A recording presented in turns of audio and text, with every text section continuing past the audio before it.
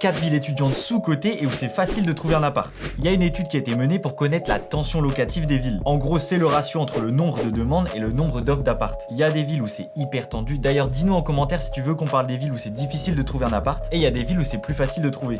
En quatrième, Grenoble. Alors, palmarès de Grenoble, Mister V. Non, en vrai, c'est une ville bien placée au cœur des montagnes, donc niveau paysage, il y a pire. Et Grenoble est placée 5e des meilleures villes étudiantes en 2024. Il y a pas mal d'écoles et d'universités, et niveau vie étudiante, on n'est jamais allé là-bas. Donc je laisse les Grenoblois nous en dire plus en commentaire.